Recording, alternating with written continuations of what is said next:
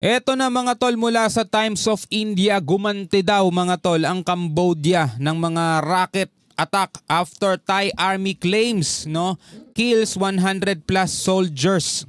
Sabing ganon mga tol, no? At sabi rito, Thailand claims over 100 Cambodian soldiers were killed in first border clashes this week. O sabi daw ng Thailand mga tol, 100 Cambodian soldiers na daw ang kanilang naililigpit mula nung nagsimula yung kaguluhan na yan. Footage shows Cambodia launching multiple rockets into Thai territory amid escalating tensions. Thai military responded with airstrikes, which is yun ang panlaban talaga ng Thai dahil malakas ang airstrike nila mga tol, o yung air power nila. And drone attacks on Cambodian bases and tanks. No, panoorin natin itong mga report na to mga tol mula rito sa Times of India. No, ang sabi nga posible, sabi ng Thailand, posibleng mauwi na talaga sa isang ganap na digmaan itong border clash na to. Na sana wag naman mga tol, no? Pero kung sakasakali, ito'y panibagong addition na naman. Panibagong karagdagan na naman sa mga nangyayaring kaguluhan ngayon sa ating daigdig. Alright, so wag na natin patagalin pa. Panoorin na natin to mga tol. Ayun, Thailand strikes hard. Cambodia suffers heavy loss. Thai army claims 100 plus Cambodian soldiers kill, no? Ganun na daw karami mga tol ang kanilang nailigpit na mga Cambodian soldiers. Pero agawan sa lupa ang problema. Agawan doon sa border nila, border dispute. Yun ang problema mga kapatid kapag meron kang border. Diba? Hindi katulad halimbawa rito sa North Korea at South Korea. Yung border nila doon payapa naman Talagang merong isang bakod lang doon, tapos merong sundalo sa magkabilang panig. Isang hakbang mo North Korea na, isang hakbang mo pabalik South Korea na. Pero wala pa namang nangyayaring border clash doon. Dito kasi kakaiba no? Parang border din ng China at saka nung India, no? Thai civilians flee as clashes intensify near border. Lilikas talaga mga civilian dyan pag ganyan, makikita mo. Grabe. Video footage shows Cambodian forces firing multiple rockets into Thai territory. So eto sa Cambodia pala to, etong truck na to na nagpapalipad ng kaniyang mga rockets. Earlier, Thai army claims 24 Cambodian soldiers killed in cross-border strikes. So yun muna sinabi ng Thai, 24 lang.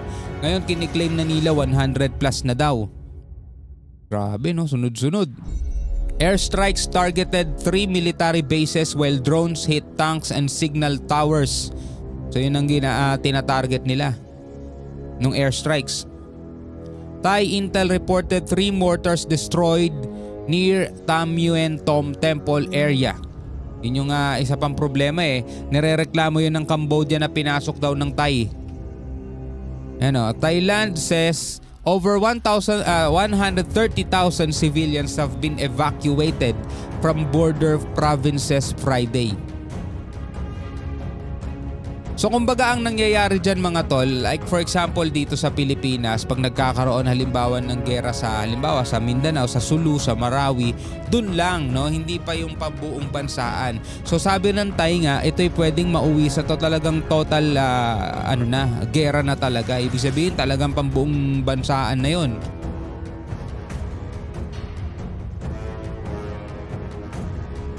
Rear Admiral Surasan Kongsiri accused Cambodian troops for using long-range weapons.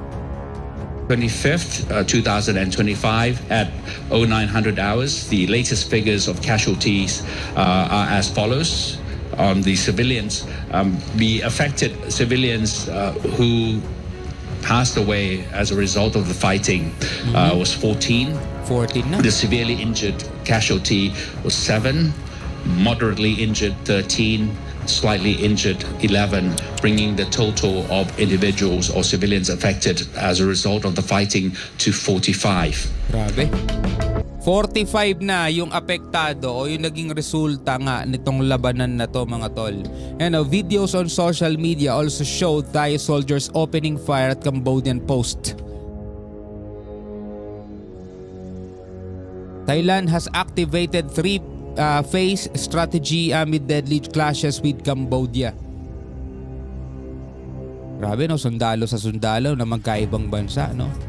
Iba dyan siguro sa sobrang tagal na nila dun sa border nila, baka magtropa na yan eh. Pero dadating talaga yung puntong magiging magkalaban sila eh. Thailand's acting PM o Prime Minister has also warned of a full-scale war if provocation continues. Yun na nga no, yung napanood nating balita kaninang tanghali, di ba? Na posibleng mauwi na nga ito sa talagang full-scale war o yung mas malawak pang gera kapag nagpatuloy pa daw itong kaguluhan na to. Ang may sabi nun Thailand Prime Minister ng Thailand.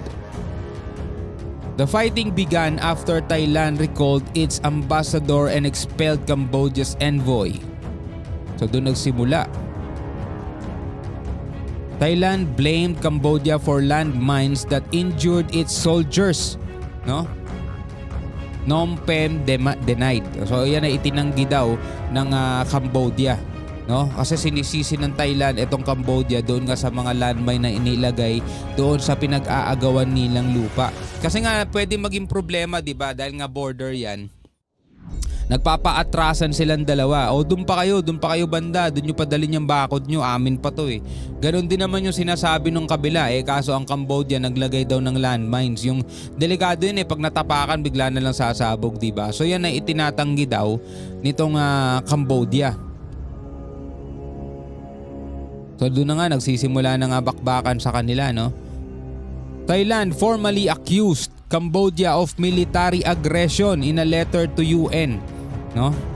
So Thailand ngayon ang nagsampa ng reklamo dito sa United Nations at inaakusahan nila ang Cambodia ng military aggression. Ganun din no, vice versa, ganun din ang sinasabi nitong mga taga-Cambodia na Thailand ang agresibo. Pero doon nga sa napanood natin mula sa WION, di ba ipinagkumpara doon kung sino ang mas malakas? Lamang talaga ang Cambodia pagdating naman sa air power nila dahil nga meron ang Thailand, meron silang F-16 saka yung Gripens, 2,400 km per hour yung speed na kayang gawin nun. Tapos advance yun, yung mga yon. Tapos ano pa ba, mahigit 50.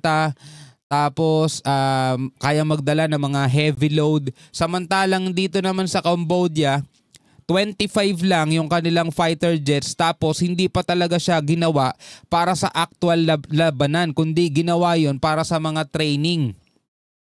Training jet lang yung mga yon. So talagang wala sila, no match sila pagdating dun sa air assets nila mga tol. Anyway, kung sino man ang diyan mga tol, kung sino man ang mas malakas diyan, Cambodia o Thailand, kawawa pa rin yung mga civilian at sana mahinto na yan no mga tol. Ano ang inyong masasabi about dito sa nangyayari ngayong kaguluhan dito sa Thailand at Cambodia? Pwede kayong magbigay ng inyong komentaryo sa ibaba. Hanggang sa muli, ako nga pala si Shobal D. Peace out.